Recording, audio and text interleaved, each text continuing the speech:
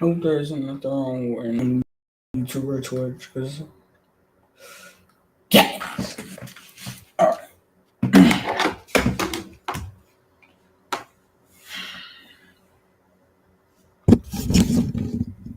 Oh yeah. Oh yeah. I know so da dun dun na na na na na na na na na na na na. Alright, we good. Okay, let's get it. I know Sora. Dun, dun, dun, dun, dun, dun, dun, dun. Naruto Shippuden in season 1. Dun, dun, dun, dun, dun. I'm on season 8 of original Naruto. Dun, dun, dun, dun, dun, dun. Man, I finished it. Cause Gaara versus Naruto, that would be a good fight, but I don't know. Just know that I'm going crazy. Just know that I'm going, baby. Okay. Give me 1 minute. I'm gonna play FNF today. It's a different way.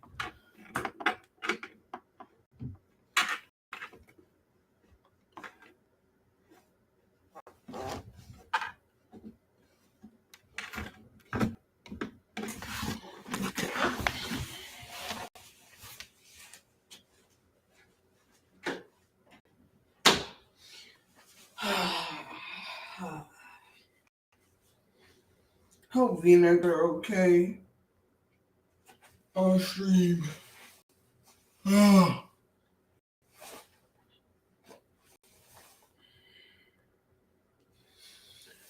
was watching Naruto. I'm bored. I'm gonna swim tomorrow.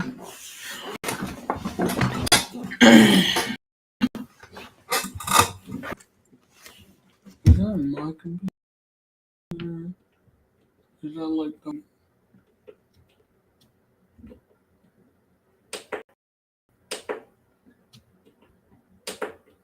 No, that's just me. Okay. First person shooters. Turn that mode on.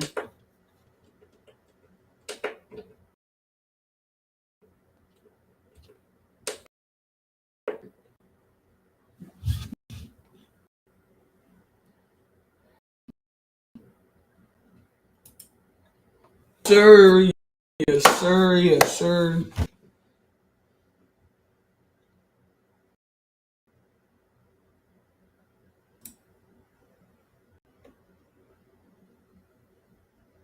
Aye.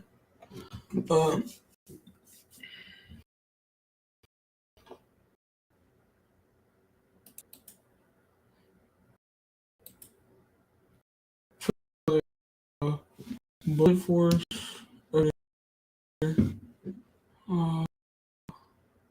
FS.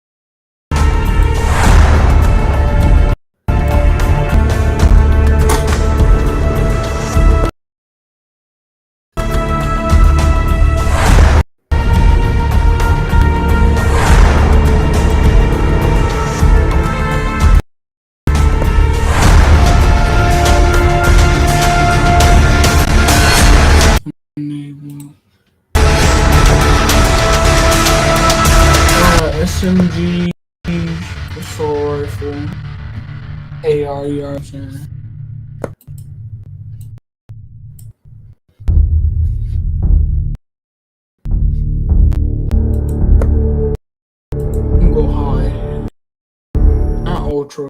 not that good, but it is good.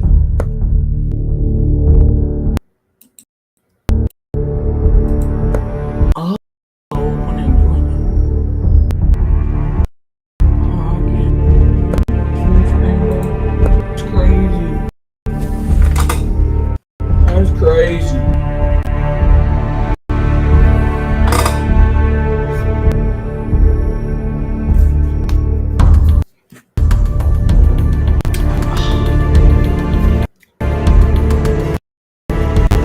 Okay, hold on.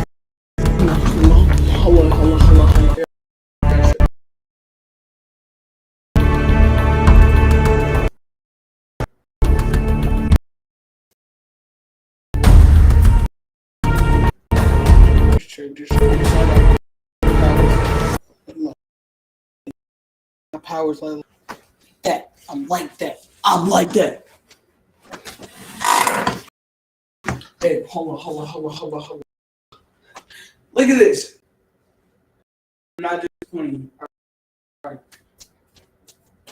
Something like that. I'm like that.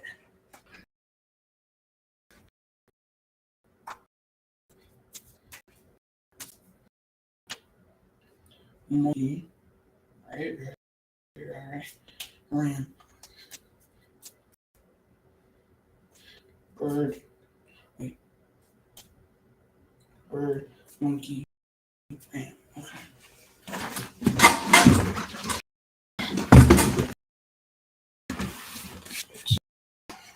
It's get it. I'm gonna be watching Naruto while I'm playing.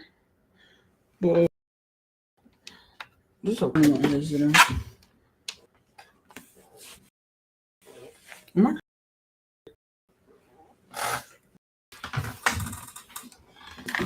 It's gonna be my first time on PC mouse on an FPS game. My first time playing on PC mouse. Naruto. Naruto. Naruto. Naruto.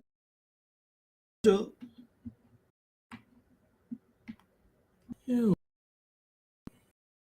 Oh, whoa, whoa, whoa, whoa.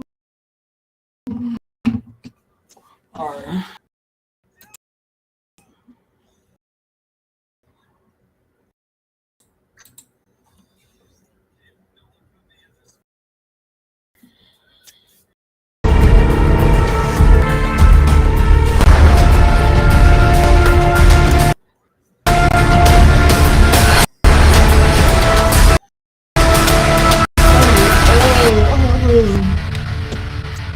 Oh,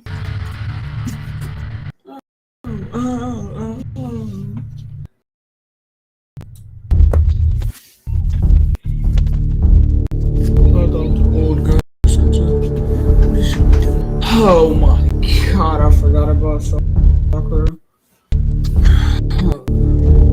I forgot about it, bro. She looked at me in there sometimes.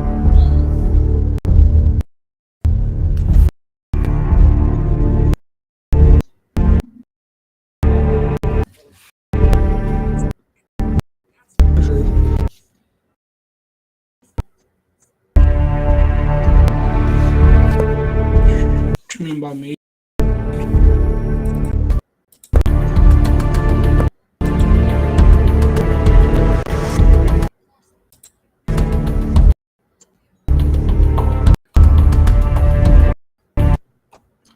Actually, we gonna play a driving game. If anybody got a problem with it, fight me.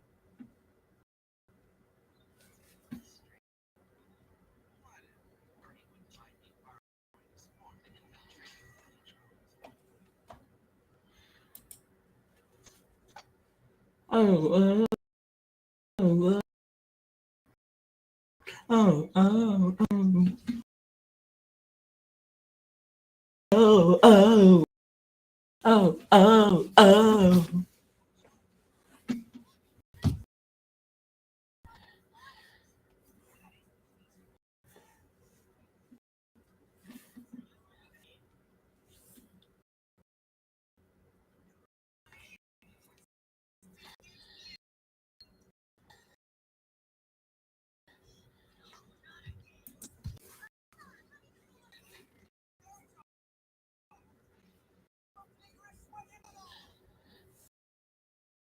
How do you not like him, Naruto? Such a baby. Listen,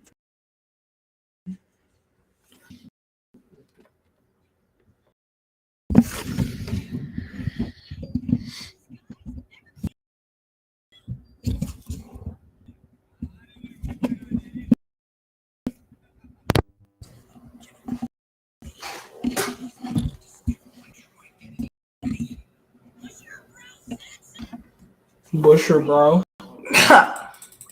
Busher, bro.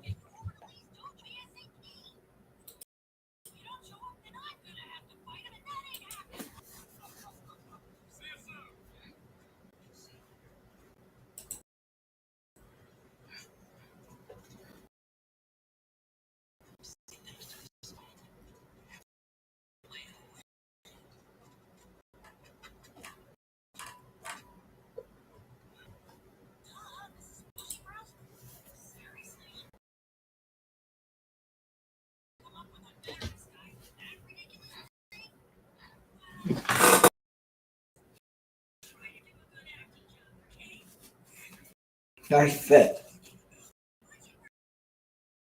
I'm not that skinny.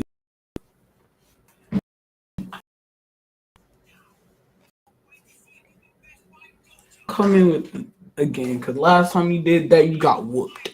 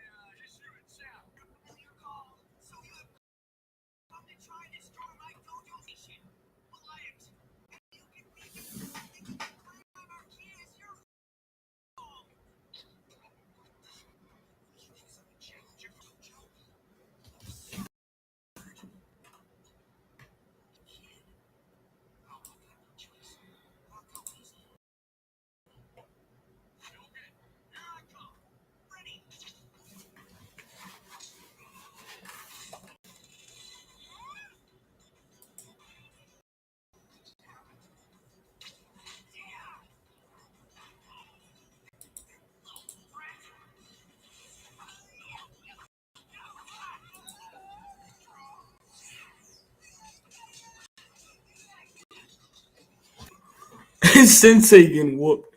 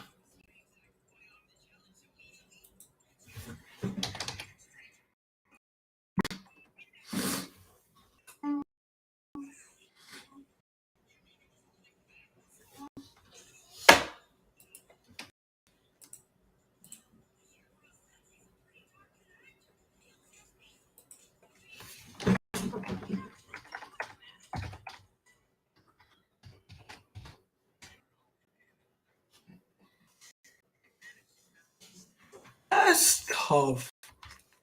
What is she just on a mission? Okay, I'm gonna get me a Sprite. Oh, oh, oh, oh, oh, oh, oh, oh,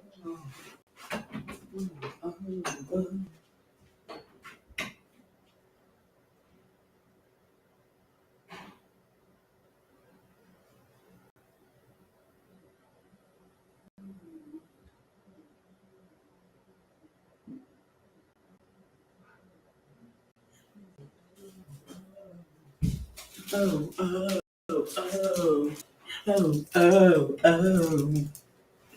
Okay,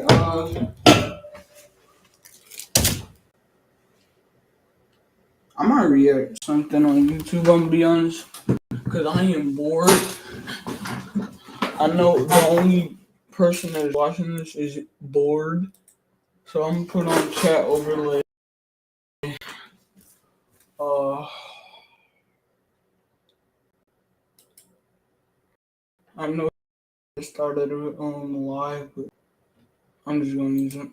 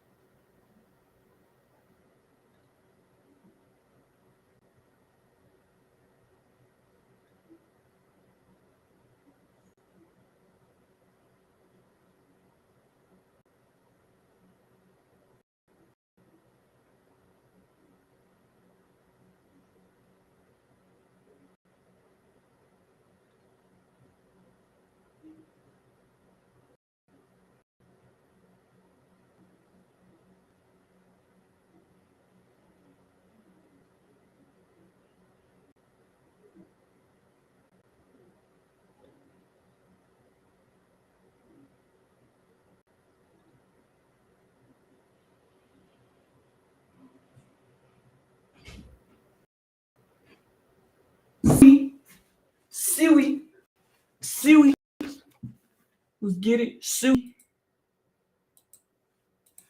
Quandingo, Suey, Suey, Suey, Suey. You like my Suey, Suey? Let's get it.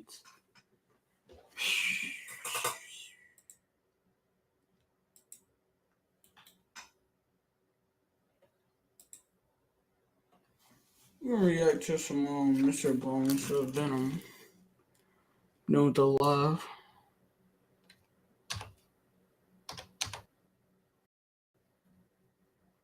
Who did your best?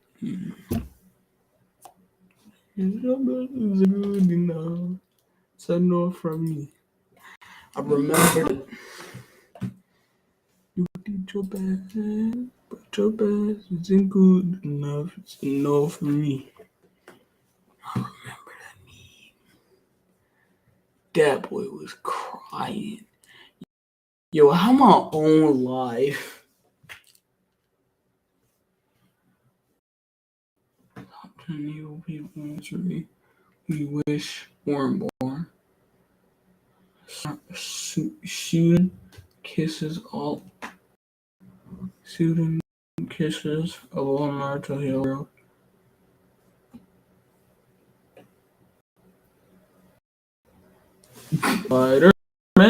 Spider-Man, we go, Spider-Man. She's sort of, bro. Dead. That is crazy.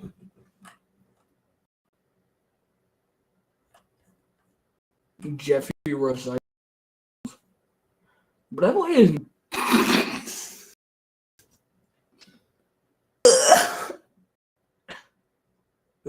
Bro, I did. You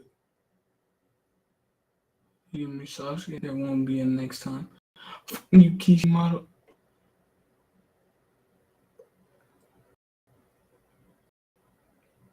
Son killed Naruto, bro. Naruto's son killed him. Imagine your son killing you. Obito. Naruto beat Obito. Yeah. Son Hokage be that way. Bro. Been 1 year. Bro, that is one analyzing tape, bro. 4 hours ago. I am white. No. Okay,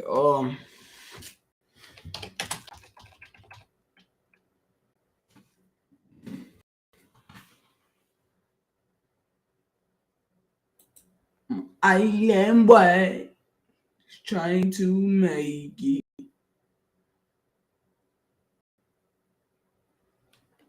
Too long.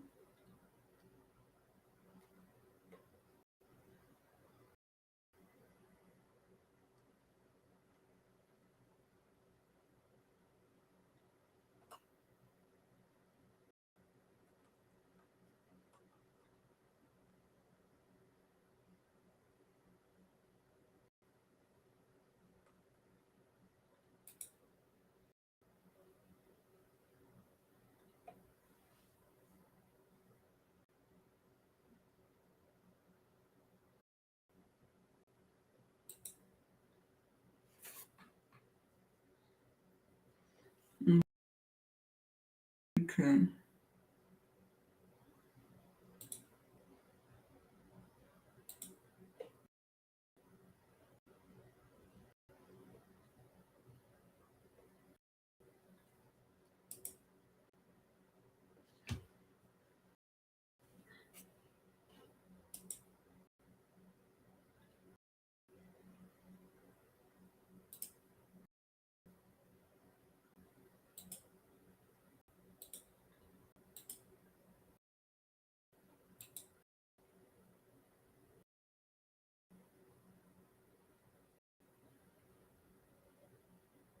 This whole thing.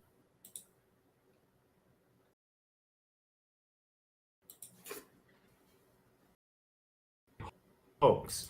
But what is undeniably true makes this case much more interesting. Majority of paranormal stories and claims. This case was put this amount of scientific scrutiny. There was a decade-long study done on this case where PhDs and scientists converged on this one location and basically around the clock studied these claims of the paranormal that was happening in the area. After a decade of research, the findings are pretty mind-blowing. And the case that I'm referring to, the very famous Skinwalker Ranch. So the too long didn't read version of this story is you have a family that purchases a ranch out in Utah, and as soon as they move in, they start noticing some pretty bizarre things around their property. Everything from some of the livestock or being harmed. They have sightings in the woods of creatures and lights in the sky. Eventually report it to the news, and that news story gets picked up by a couple of other outlets, and a millionaire who is obsessed with researching the paranormal, he buys the property and installs an entire team of scientists and researchers researchers basically tried to figure out what was happening at this ranch. And they spend 10 years studying this ranch. The outcome is, well, turns out some strange things really were happening there. Before we get started, if this type of content appeals to you, the kind of strange, dark, mysterious content delivered in a story format, well, if that appeals to you, that's what my channel is all about. And I post 3 to 4 times a week. So if you would, if that appeals to you, please ransack the like button and then turn on all notifications so you can get all of my content every time I upload every week. All right, on story. In the northeastern corner of Utah lies a 500-acre plot of land. It's all desert, where a ranch sits, and that is Skinwalker Ranch. It was built in the late early 1900s, and it was actually built on a piece of land that had apparently been cursed. Prior to its construction, the Navajo tribe had a feud with the Utes Native American tribe. The Utes were selling off other Native Americans that they would capture. They would sell them into slavery to the United States. And so the Navajo, who had previously lived in the area where this ranch actually was built, they were forced, as the Utes came in and were rounding them up and selling them into slavery.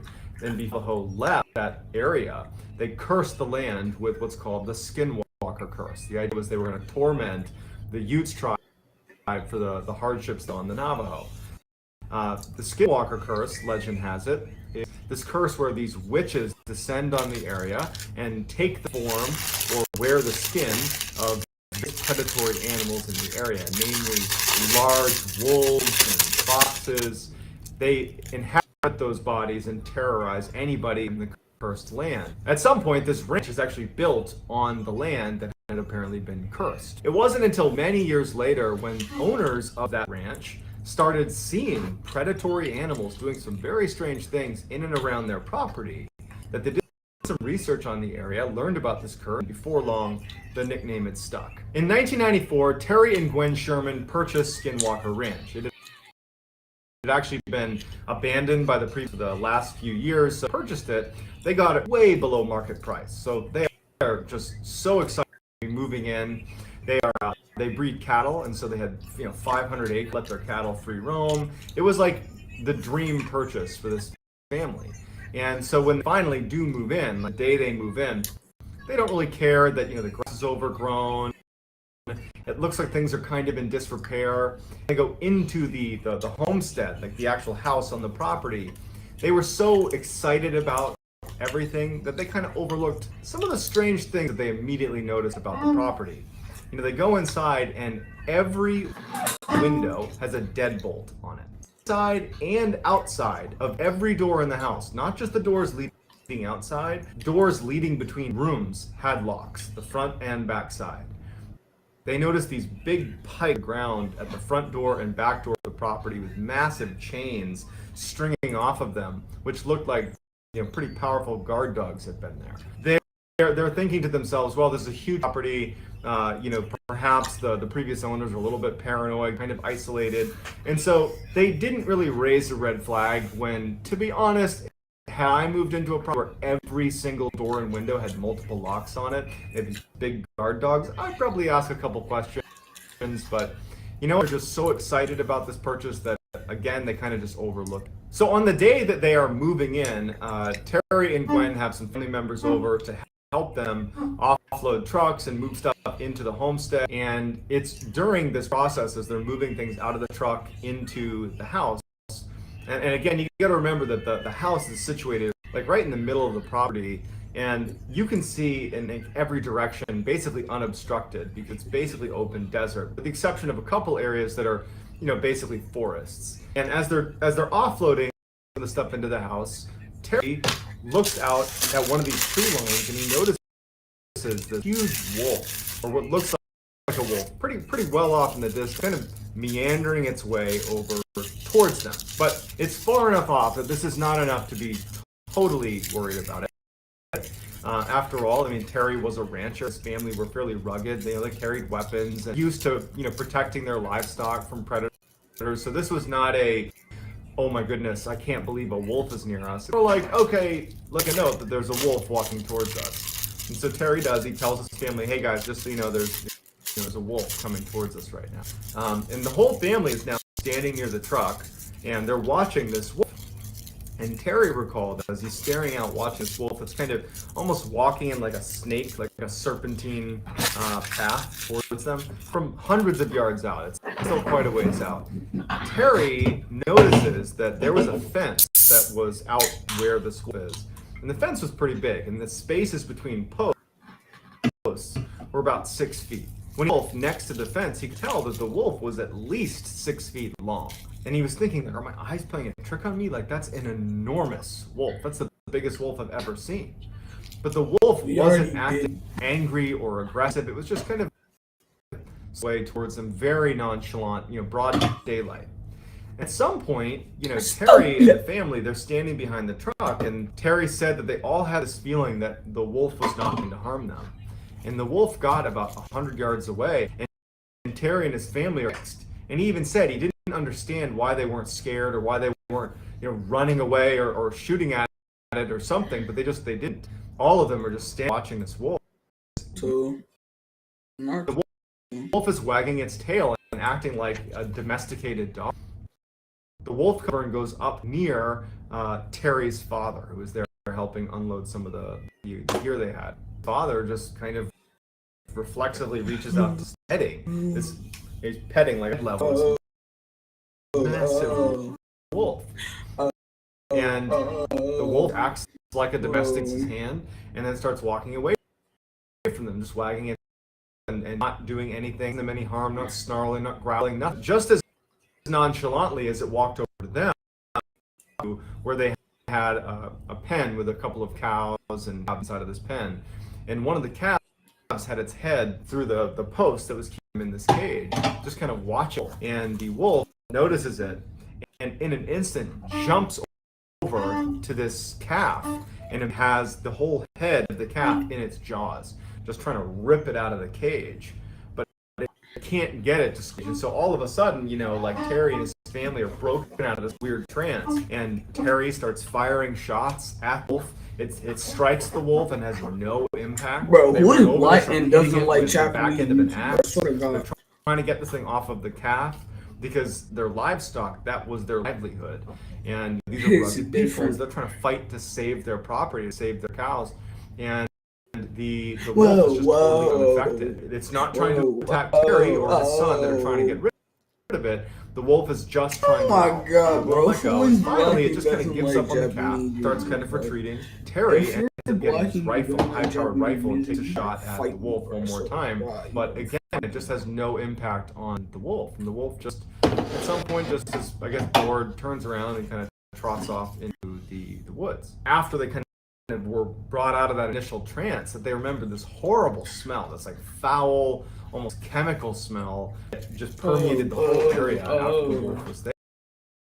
Terry and his son, they decided to go track this wolf because now there's this mad predator that's going to make owning cattle extremely difficult, and so they would have to go deal with this predator.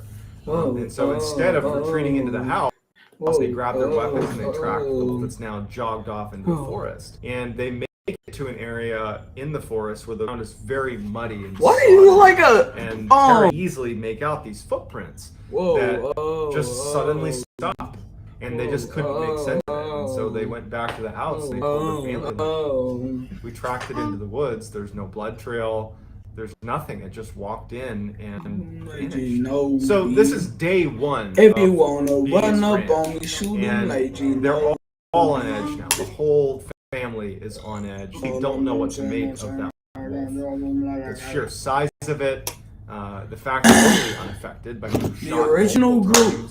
There's real concern over their own livelihood because they're only going to have more that are going to be out in these pens, and if there are 3 times the size of a normal wolf that are walking around killing cattle, that's a big problem if you own cattle.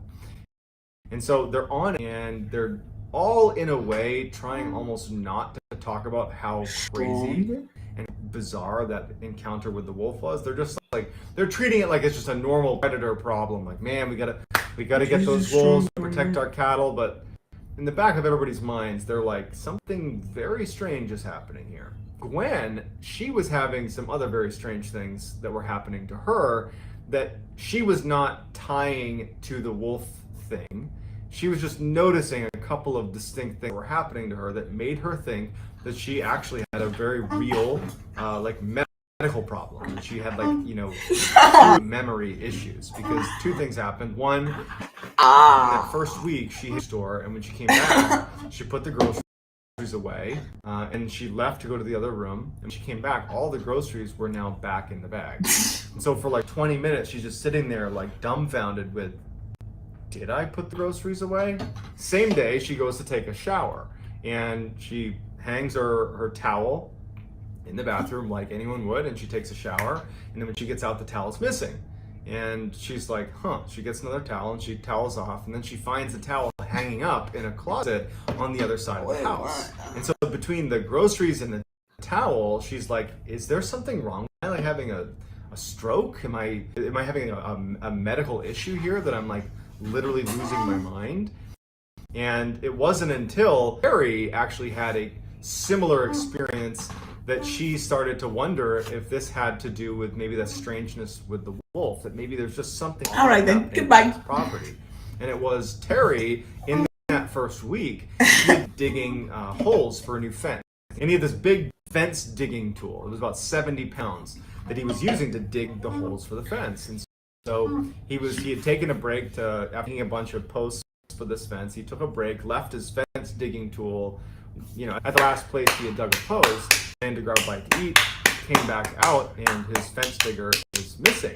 And initially, he just goes into the house, and he's like, hey, to his wife, to his kids, like, did you guys move my, like, you know what happened to it? Like, where is it? It's not out there.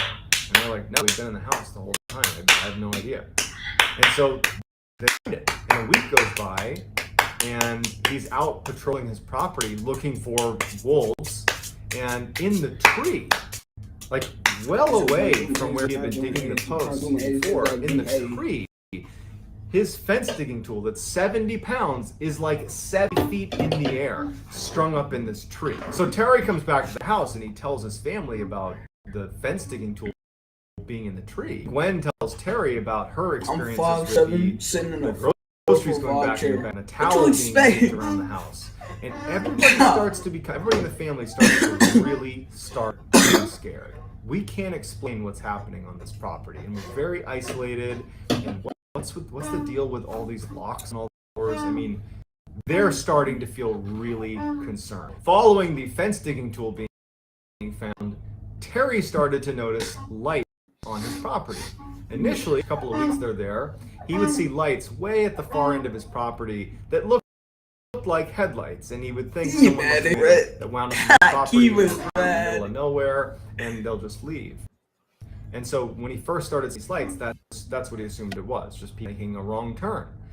But he started to see it so often people were illegally hunting on his property. And so one night he sees these lights on his property, and he goes out to investigate. In fact, he's angry. He's had all these strange things happen. His family's on edge. And now he's mad, and he's going to take it out on this person who's illegally hunting on his property. And he starts charging lights, and he starts getting closer and closer, and he starts to realize it's not making any sound. If this was like a truck, it's not making any sound. And we're in an area where I could totally hear that if it was a vehicle, and he can't hear anything. And as he gets closer and closer, the lights start retreating from him without making a sound, and then float up into the sky and disappear. And Terry's like, what is going on here? The winter rolls around, and it's a particularly brutal winter. And one night he couldn't account for one of his cows, and so he's out looking for the stray cow, and he searches his whole property, and there's only one area that he hasn't searched, and it's that forest where that giant wolf had disappeared after marching in there, and they tracked it in there. And so he goes in there, and as soon as he gets to the tree line, he notices there's a bunch of footprints from what looks like a cow. And he's relieved because it's probably his. He follows it into the woods, and much like the wolf that had just disappeared in that muddy, sodden area in the forest, in the same spot, the footprints that appeared to be this cow had also just, disappeared. And then over the course of the remainder of the winter, that would happen 4 more times. The animals would run away and just disappear without a trace. By the end of the winter, after all these animals have just mysteriously disappeared, Terry and his family, but Terry in particular has really gone in full paranoia mode. He at night would just like stalk his own property, like hiding behind bushes with his weapon and like hope to see what was taking his cattle.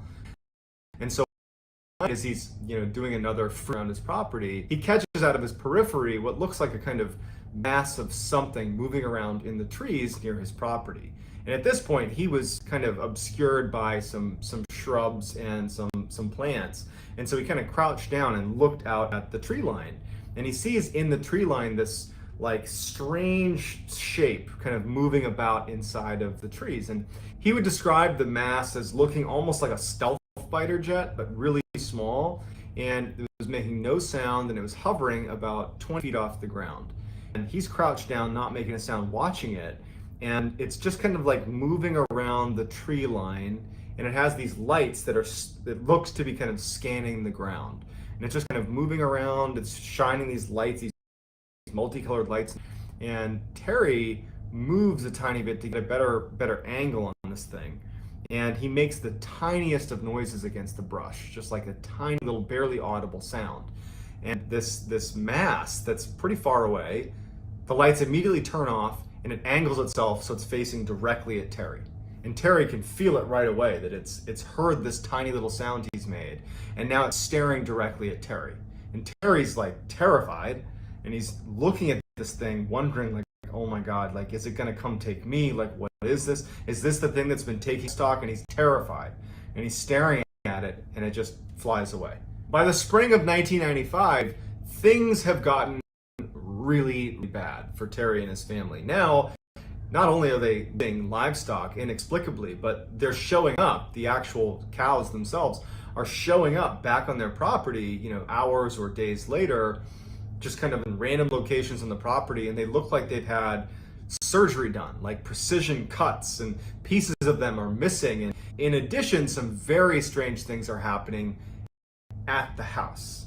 At night, they would see these entities walking around their property, these humanoid, they describe them as having no expression, just walking around their property. And sometimes they would walk right up to put their hands on the glass and look in, but their face. And like Terry and his family, they had blinds down, and they would every single door and and they could hear them communicate, which they didn't understand, right outside of their house. And this became so regular that it was almost impossible to sleep.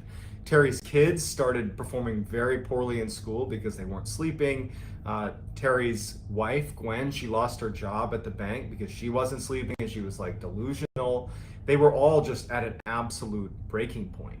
Terry is now feeling totally disheartened. One night, he's sitting on his porch with his rifle, and he notices out on the horizon a new phenomenon. He was used to seeing the lights on his property that would be off in the distance that would hear, and he had previously seen that kind of like fighter jet thing that was scanning the area. Like, those were two types of lights to see, but there was a new light he saw as he's sitting on his porch.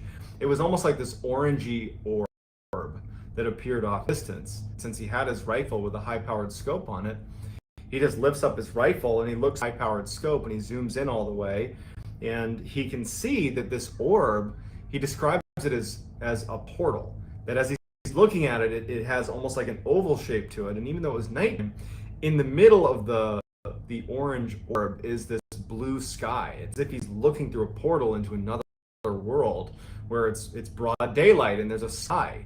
And he doesn't know what to make, but he can see that a black figure is crawling out of this portal into his property, and it looks just like the black entities that were put on his property at night. In addition to these figures that are crawling, like imagine that scene from The Ring where the girl crawls out of the well.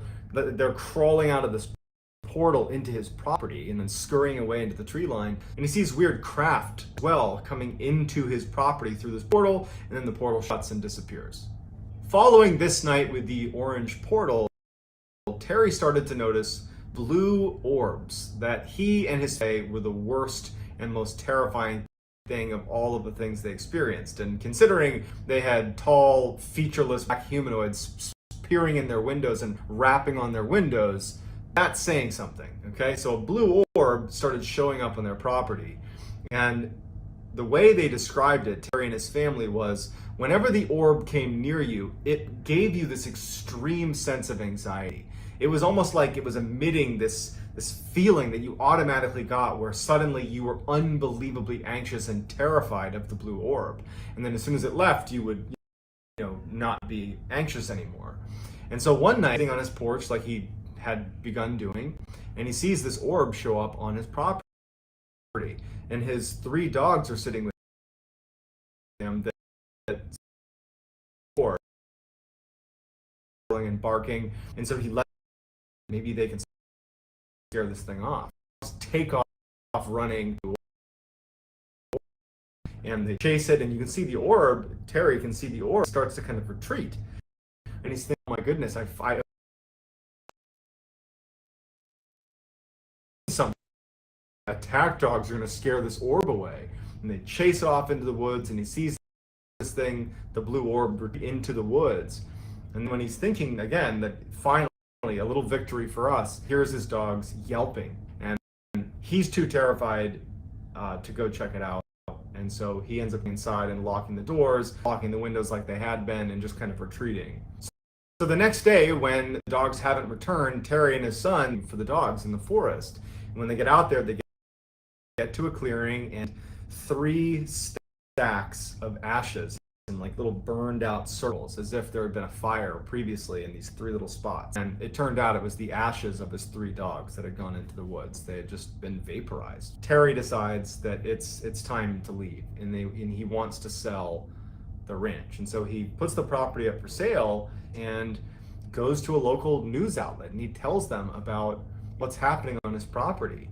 And as fate would have it, a billionaire by the name of Robert Bigelow, who had invested millions of dollars in standing up the scientific research team, this all-star team of PhDs, specifically to research what he described as strangeness, which really is just paranormal.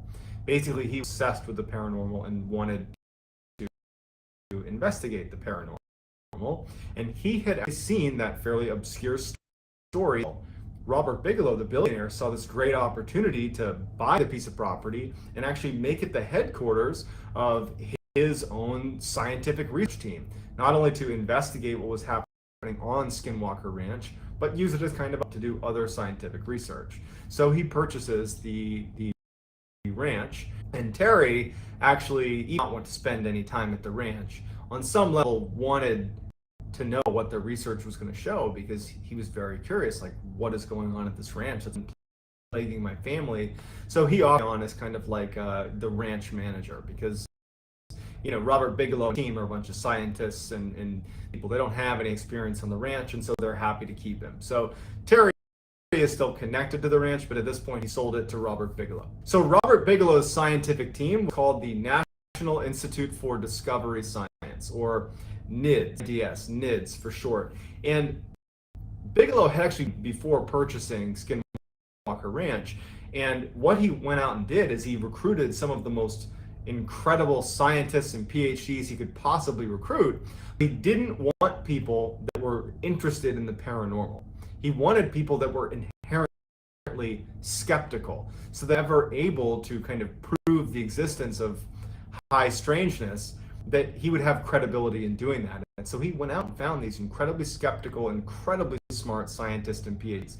And so they move into Skinwalker Ranch, and the first thing they do is they need to start doing testing to make sure that this whole, all the stories about Skinwalker Ranch coming from Terry and his family were not just some grand illusion by the family, that they could have just made it up.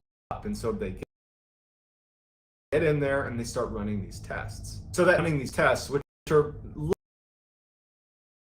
largely things like, okay, let's check the environment and plants that are giving off spores that could be hallucinogenic, and make sure there wasn't something happening in their water supply. Let's do psychological study. Ask neighbors, all of our diligence to make sure environmental or psychological. And over that first year, while they're doing this research, isn't much activity at the ranch. save a couple of instances where there were some strange lights. So that first year is fairly uneventful. But what's important is that NIDS researchers come to a conclusion that this hallucination, this did not seem like a something coming from vent or water supply. This seemed like the Terry and his family were really experiencing something odd. They just didn't know what it was.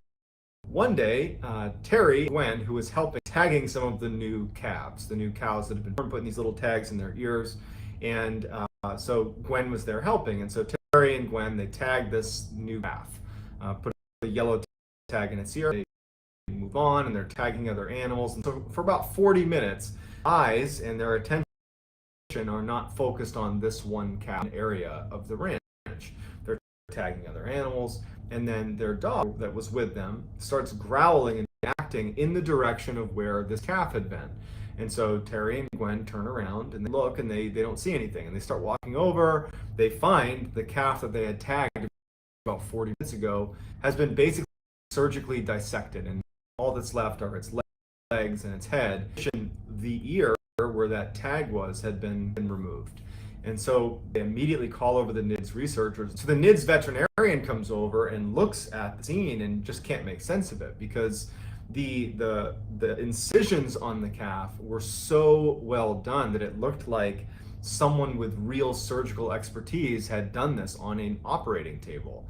There was no sign that this was done by a predator, and there was no blood anywhere. So this prompts a massive search of the property, because in many ways, this is what the NIDS researchers are looking for, are recurrences of something that is highly strange that they can go investigate. And all of the researchers and everybody there begins searching the property for whoever was responsible for this dissection of the cow.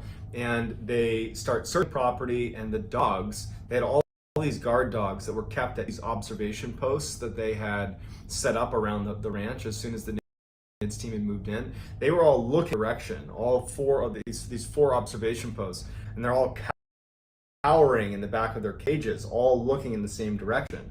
And so they start making their way towards the tree line where all these dogs are looking. They stop short when Terry says, "I see something in the tree." So they stop their car looking, and in the tree is this massive wolf, this like wolf-like humanoid that's basically perched on a tree limb. And Terry takes out his rifle and he aims at the creature up in the tree, this huge creature, and everybody sees it. All the NIDS researchers are looking at this creature, and they're like, "Oh my God, what is that?"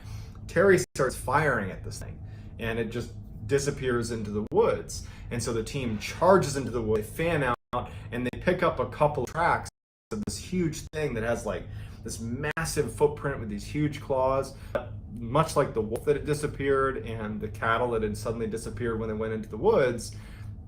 They couldn't find any traces of this thing, but they smell this horrible stench that Terry remembers smelling. It stuck with him that first day when that large wolf had come over on the very first day they were moving in. It was that same smell, but they couldn't find this huge animal. So dumbfounded, the NIDS researchers just go back to the property, and no one can make sense of it.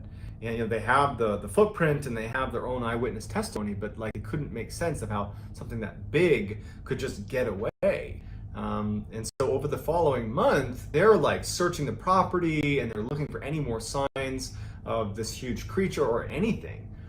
The only thing they noticed is that the guard dogs consistently stayed in their kennels and did not want to come out. They were acting like they were kind of being hunted, and they were cowering quite a bit, and they were scared to go out in the open, but they couldn't find anything. So around this time that Terry kind of back to doing work around the ranch, and one day they're driving off to one section of the ranch, and they pass by the corral where four of their prized bulls, these are defensive animals, that are all in this enclosure. And so they drive and they take a mental note that they're seeing these bulls in this enclosure, and they drive off to the other side of the ranch where they're doing some work, tagging animals and building fences, whatever it is they were doing. But when they come back and they were where they're first able to see that bulls again, they are like, where are they? Because the bull not in their enclosure, and they weren't anywhere.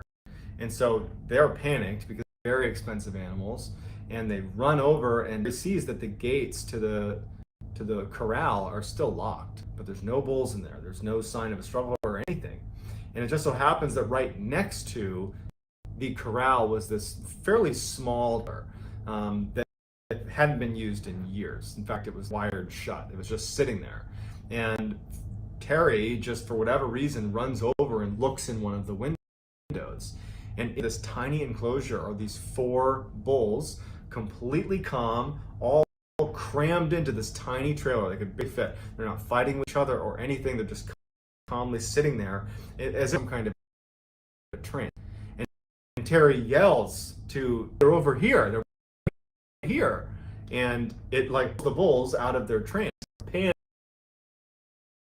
and kicking, and they end up getting them out. It takes them hours to finally round them up and get them back in the corral. But they're unharmed. But it is almost impossible to get even one bull into that small. It would take hours to maybe be successful at doing that. To get 4 bulls in enclosure was pretty much impossible. And to do it when they basically were calm after they were in there is also somewhat impossible.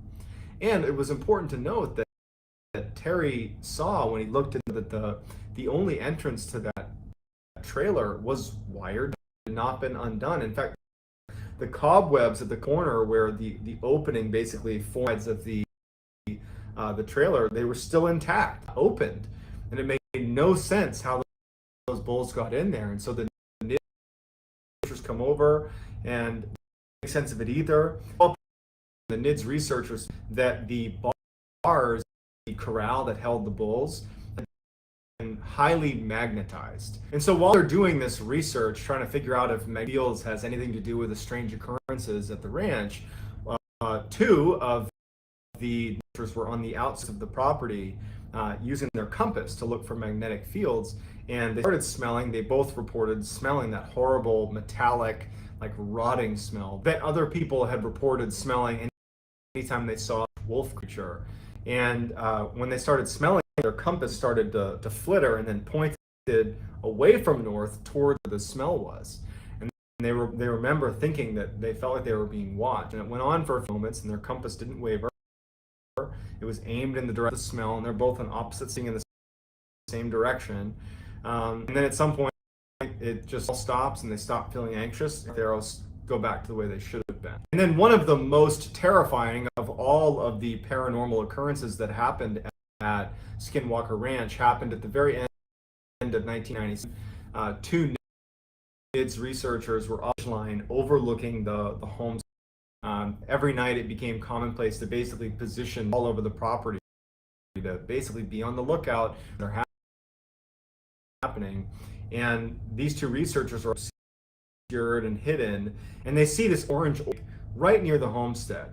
And one of them had an infrared goggles, and so he looks down on the orb, and he can clearly make out that it's this oval shape that sounded an awful lot like what Terry had seen on his porch when he saw a humanoid creature crawling out a portal into his property. Well, these 2 researchers are looking at this portal, and they see the same thing. They see this black human-like creature crawl out of this orange portal onto the ground, and then it starts running up the hill towards them. And they're like frozen with fear. They start smelling that horrible rotting metallic smell. Big human-like creature bounds up the mountain, and they can hear the shale under its feet as it runs up, and it goes right past them. About 30 feet away from them, they're looking at it. It barrels past them at a full sprint up into the mountainside. The following year, in 1998, the activity on the ranch significantly. All they had was the occasional strange lights here in the air, but for the most part, it was done. And in fact, even though NIDS remained on the property, by 2004, the research wasn't amounting to anything, so they pulled the plug on the operation. They did have footage of a number of the lights that were seen, but again, no one's going to take a picture of some random lights and say, oh, there you go, proof. They demonstrated that there were, magnetic fields, and they have images of these calves that would reappear after looking like they'd had surgery done to them. They had hundreds of eyewitness reports. They have all this information, but none of it was really definitive proof, which was very frustrating to Robert Bigelow, to Terry and his family. And they described it is they felt like they were dealing with an entity or a group of entities that were just consistently one step ahead of them, that they could catch glimpses of what never enough to really understand what was happening. They never felt like they were in control. It was always clear that this entity or these entities were in control of the situation, and they never were in a good position to really record or get good footage. Not to mention, this is 1998. This is the late 90s. No one just had like an iPhone snap pictures. You had like real cameras, and so the best they could do was some pictures of light and some of the animals that had been mutilated. There's been numerous books put together by some of the people that were a part of this NIDS research team, and to this day they believe that what they saw was a result of some paranormal activity. And today many people believe that this is one of the incredible instances of paranormal activity. So I'd love to hear what you think in the comments, whether you think this is a total fact or a total hoax or somewhere in the middle. To hear about it in the comments. And if you want to get in touch with me, you can message me on Instagram. My handle is johnballin416. Also, I post quite a bit on TikTok. My handle is Mr. Ballin. And that's going to do it, guys. I hope you got out of this. And until next time, it's going to do it. See ya.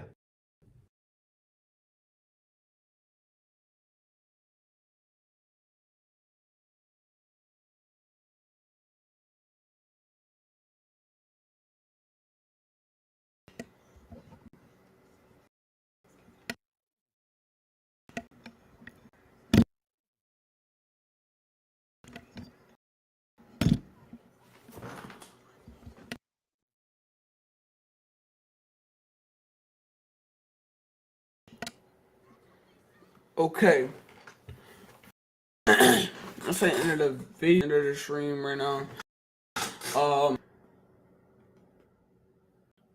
Yeah. Abum la